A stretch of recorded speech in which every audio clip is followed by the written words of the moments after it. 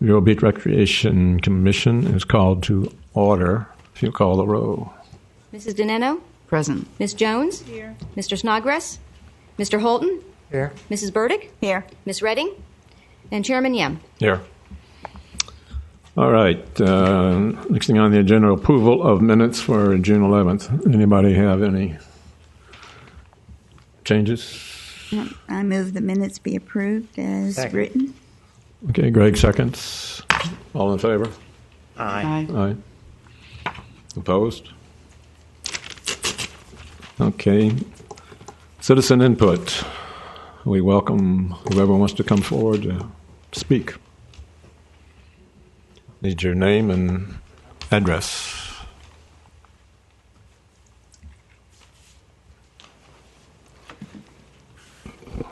Joshua Harris, 4521 10th Street, live in the county. I am the lead lifeguard for the city of Vero Beach. I have a few copies for everyone of what I'll be speaking about.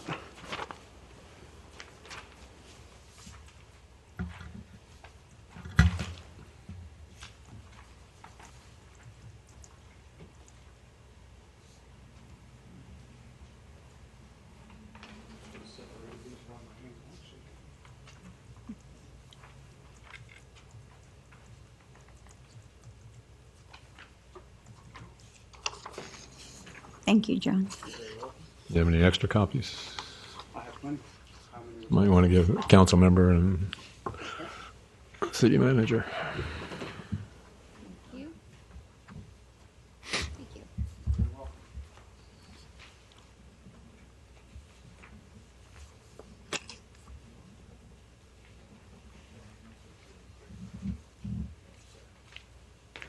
Perfect. Left me with one.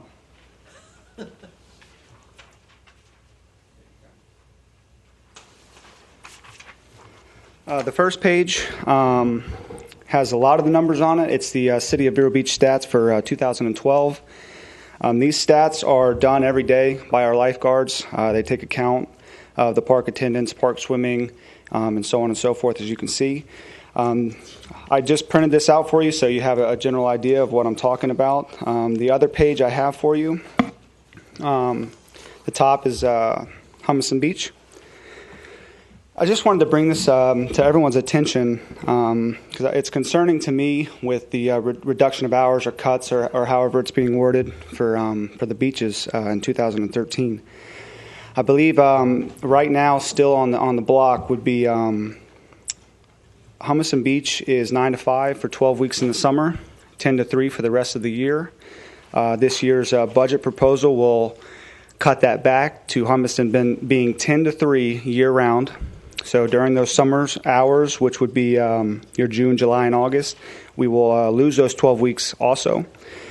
So what the paper that says Humison Beach on the top, what this represents, I did the 3 months that we are talking about, going from 9 to 5 and then 10 to 3.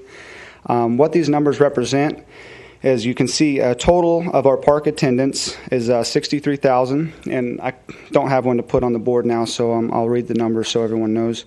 The total guarded and unguarded, and the reason why we keep unguarded numbers are because most of or all of those people use our access, and then they walk out of our guarded area into our unguarded area. So the total park attendance for those 3 months in 2012 were 63,000 people. Total number of swimmers that we had, as you can see in those 3 months, were 47,600. And then under that, it's just a list of everything that we keep track of for our records. We have preventative actions. And one thing I can say about our lifeguard corps is one thing I pride myself on, and what we do is being proactive. There's really not many people like us that can be as proactive as we are. And I pride myself on that. And preventative actions are things like your umbrella's blocking my view. I can't see swimmers. You guys are all walking right towards the rip current. Maybe you want to, avoid that. Or there's a lot of jellyfish in the water today. If you're allergic, please stay out. The numbers in yellow, and I'll try to explain this now that I'm nervous. I'm probably going to mess it up a little bit. So you have your total number, that park attendance, at 63,000. for those 3 months. When you take the hours from 9 to 5 to 10 to 3, that's a 38% cut in the hour.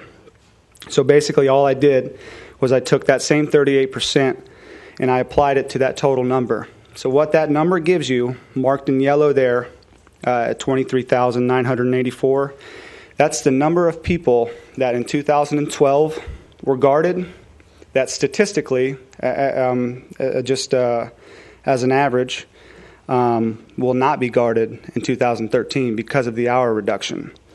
So if you just follow that, we're going to have 23,000 or 24,000 people that were guarded last year that will not be guarded this year. There's going to be roughly 18,000 people in the water that were guarded last year that won't be guarded this year. That's 824 preventative actions that will not happen next year, statistically. We won't be able to tell people what not to do. 17 minor medicals that we won't be there to provide EMS care for, or basic life support as first responders and EMTs. No major medicals. Did have a few responses, which averaged out to about 1.5.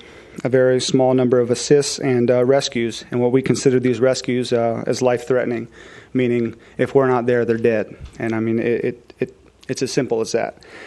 I just wanted to give you guys that information because I know the first thing I wanted to tell you, and I completely forgot, is speaking for the lifeguards, we really appreciate what you're doing. We know that a lot of due diligence goes into the decisions that you're making. And I know it can't be easy, or I don't know, but I'm sure it can't be easy having to make the decisions. But this is what's at stake. This is what we're going to lose. I believe it could cause some issues. I know that with that we will be putting up signs, and these numbers aren't even including the cuts that you're going to be, or reductions that you'll be making to South Beach, which is you're going to be cutting it in the winter. And then year-round, 10 to 5. Those numbers don't even include those. So those numbers do go up. It's scary to me. I think it's dangerous on the city's part to let that happen. And I'm afraid that once we lose it, we might not get it back. Can I ask you a question, Joshua? Yes, ma'am. You absolutely Back to can. that chart that Yes, we were ma'am. talking about. That's an unguarded area numbers, not unguarded hours. Unguarded numbers. area, yes. Do you have any statistics on unguarded hours? The attendance? The unguarded, it rolls right in with our guarded. Everyone, all that number is when people, we have a sign north of us and a sign south of us that says once you walk past the sign, You're you are unguarded. no longer in a guarded area. We keep, as far as we can see, we're guarding though. But I mean unguarded hours, the hours you're not there. Oh, okay, the 3 Do you hour- have any statistics on Oh, okay. how many people From the hours go from there 5 and how many p.m.? people get in trouble in those hours? I do not have that on me right now. No, I do not. But I can tell you that the 3 hours I'm speaking of, I do have those statistics, which I just read to you. And that's what's at stake for the budget cuts in 2013. John, if you're going to 10 to 3, now I've gone to the beach a little bit.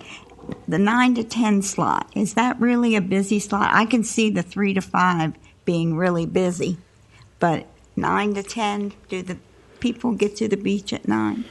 Every day is a different day. Really? 365 days a year, we meet 365 different types of scenarios. I can't say that 9 to 10 is as busy, busier, or less busy than, I mean, it is a little less busy than your hours from, if you were saying like 10 to 4 and things like that. I personally, and in our stats, I mean, we'd have to dig a little deeper for times on our report numbers, but absolutely, I mean, sometimes it just goes, you get to work and something happens, you know, and I know it happens, it's happened to me, and then sometimes you're cleaning up at 4:30. I mean, we deal with these types of issues frequently. Mm-hmm. So, yes, on average, it is slower, absolutely. But, I mean, there's beaches on the West Coast, Jersey. They have shifts. They do 10-hour shifts. I mean, they work from 8 to 6. So, I mean, and we compete with them as far as our numbers and as far as what we do when dealing with the public. So, I mean, does that answer your question? Is there anything further Yes. you'd like? Yes. Okay. That's pretty much, I know today's about workshops. You guys are really wanting to dive into that. I didn't want to take up too much of your time. This is something that came to me a few days ago, and I just felt like I might not make the meeting on Thursday, and I really wanted to get that out there. I know that signs were going to be involved. People just really don't read our signs. I mean, it just goes to show with how often we have to answer questions that, I mean, a person with, not a lot of common sense should know. So, we answer those types of questions all day. I've got a question, actually, going back to our last meeting. Yes, sir. Recognition of the donated equipment. Have you put all that to work? Absolutely. We just had a in-service training for 3 days going over the equipment. We had guys that have never been on it who have actually, they're going out almost every day training on it. I think it's going to be a huge asset to what we're working with. The kayaks aren't really, they're kind of like a long distance type of rescue apparatus, so they might not get a ton of usage.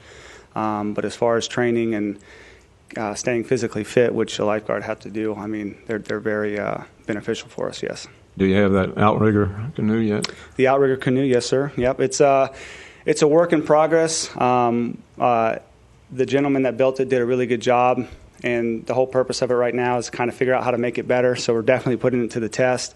It's coming in and out of the shop with different handles, but I mean, we're definitely it's getting its use. It's a really awesome machine. I mean, if anybody has a chance to do it, I recommend it. It's the first time I've ever been on one, and it's like floating on water. Has he ever built one for lifeguard That didn't make usage? as much sense when it came out, but you get what I'm saying. Yes, Has he ever built one for lifeguard usage? Sir, I believe that's the first one he's ever made. He's built a lot of different types of water apparatuses. A Hawaiian-style canoe, I believe, was his first one. And as far as everyone I've talked to who knows about him, I mean, he did an awesome job. You basically have a prototype. Yes, sir. Well, they build them out of molds. Then they shape them and then pop them out and bolt them together. Well, you may launch another business for him. Maybe.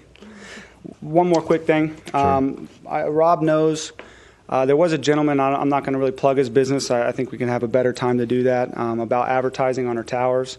And ultimately, I think from what the discussions were, we could advertise on our towers and make a few $100s a month, and I believe that's a low number. And I know some people may think that's tacky, but at this point, I think everything that we can do to save jobs, keep our beaches guarded, and keep our public safe in Vero Beach is a good thing. So that's it. Okay, thank you. Thank you. Anyone else like to speak?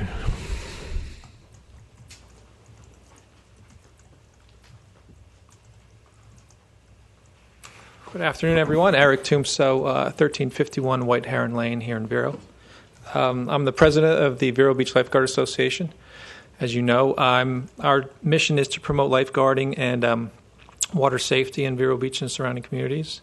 To bring you up to date on what we're doing, we just finished installing the rest of the Pep Reef buoys that run from Hummiston Park up to the spires, so they're all in. Bar one or two because we couldn't get them fixed to the Pep Reef, but they're all in, so hopefully that's a little safer for the patrons out there. And we just finished some ELC water training, water safety classes for the kids, so we're actively out there promoting water safety in the hope that if we can prevent accidents from happening, obviously that's the lifeguard's job. So I think we're up and ready to go. We've got a bunch of fundraisers coming up in September and August, and we hope to see you guys out there. Would be wonderful. As most of you may or may not know, if you keep abreast of the weather conditions and the beach conditions, the past July has been a really high rip current situation. Up and down the east coast of Florida, tons of rip currents. I think they had 100 saves in Daytona. Vero Beach is not immune to that sort of thing. Right now, what's been happening at South Beach, the shore break creates what I call a South Florida trough, where you've got when you step off into the shore break, it's deep. I mean, yesterday was up. Some places were up to my neck. So what happens is you step in there, and there's a sandbar created on the other side, and through wind and weather and tides, there are breaks in that sandbar. And as the tide rolls in and out, so goes these rip currents. So we've had 11 rip current rescues so far this July. For the year, we've had 38 rip current rescues, which surpasses last year's of 30. We're seeing a lot more people. We're seeing a lot more shift in the sandbars, and we're a lot busier. So it's happening at JC. It's happening at South. Not so much Hummiston because of the natural reef system. I believe it's a little bit more tame, which is good. We've had 5 minor medicals or major medicals so far this month already. Knee dislocation, a lady with a syncope episode. So we're actually really busy out there, and countless preventative actions like Josh talked about. Obviously VBLA's concern is that, it's a numbers game. We understand it. But see, the thing is that the ocean doesn't coincide with hours of operation. It doesn't coincide with in season and out season. I mean, the ocean's going to do what the ocean's going to do. If it's going to cause a rip at 9 in the morning, it's going to cause it. And if people are in there, which they normally are, these kind of things are going to happen. It's incumbent upon the leadership to decide what is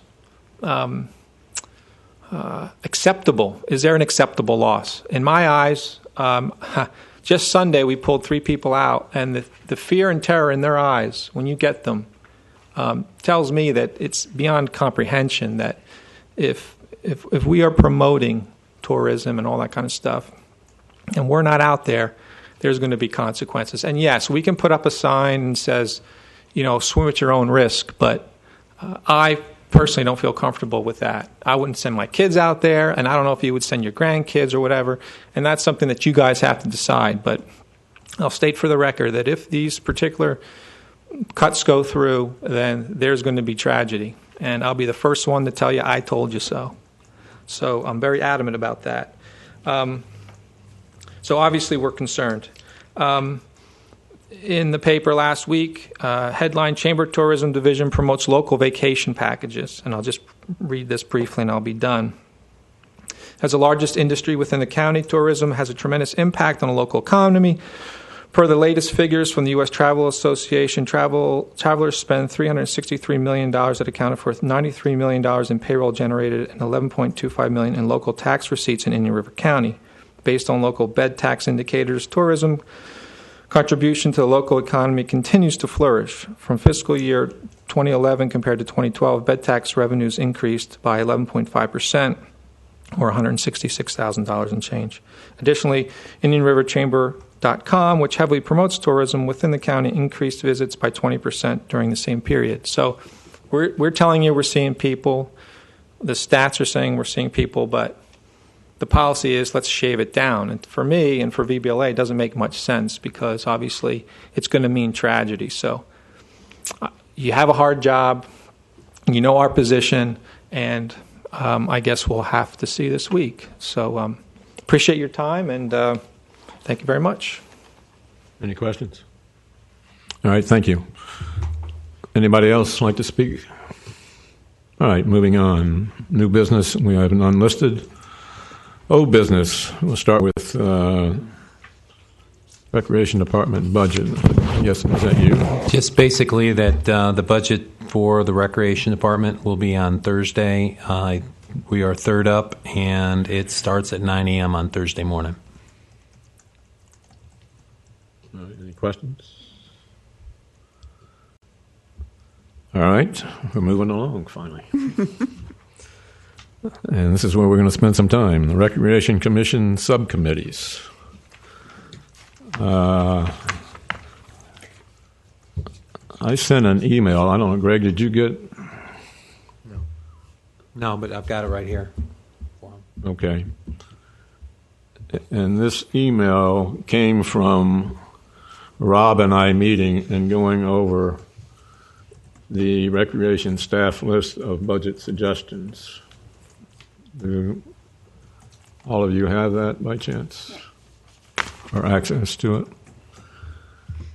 So what we tried to do was divided it up to get some idea of number of committees subcommittees, that would be necessary, and in coordination with Tammy, trying to figure out where we can get the needed clerks for each meeting. And one of the difficulties is something called the sunshine rule. And any subcommittee that has more than one of us on it requires a clerk in attendance to take minutes. And then it gets even more complicated because people on that subcommittee become subject to the sunshine if they're not on this commission. In other words, if we bring people in from outside. So it really starts complicating pretty quick. So what we did was, as in the email I sent you, Rob and I came up with proposing 3 subcommittees, and there is a 4th subcommittee that Councilman Kramer is kind of initiated on fundraising issues. So actually, almost everything we have in here kind of overlaps one another, as you can see when you do it. So it was trying to divide these things to keep them most efficient. That's a general overview.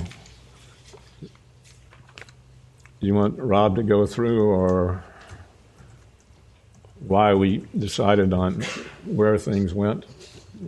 It looks good to me. Okay. Yeah, it looks good to me too. Is the fundraising committee you have here the one you're talking about? That's Jay Correct. Cooner's? Okay. Now, that's just the items that were submitted Staff. by staff. Right, but Now, that's I the don't committee. know- correct. I don't know what other issues have developed, where Jay is on it, because I really haven't communicated with him, other than the fact that We're having he's a trying to meeting Monday. organize. Okay. Right. So, If I'm counting right, then you have dedicated 13 possible spaces for recreation commissioners on these different committees, which means we would each have to do 2 or 3. Is that right? no. Okay.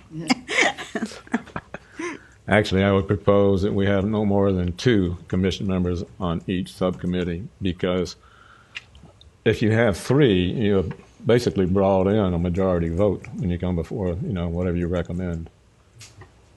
So it only makes sense to have 2, and that way the Recreation Commission itself can make, decisions majority-wise. So then the chairman doesn't necessarily have to be a recreation commission person. Not necessarily, but I think we're going to set it up where they are. And the other thing, what I've learned, just the discussion of trying to figure these things out,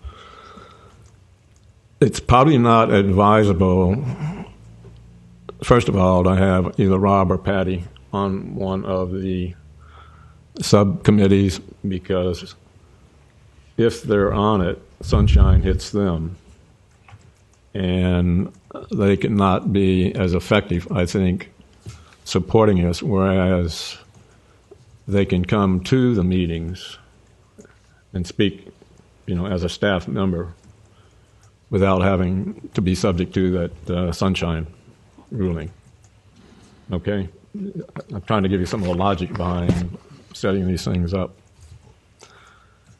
I kind of went forward with the beach committee. Just number 1 is a model, and number 2, I can explain how I came about selecting the different people to be on it, because this one is probably more technical than any other committee that we're going to have. And by issues that were listed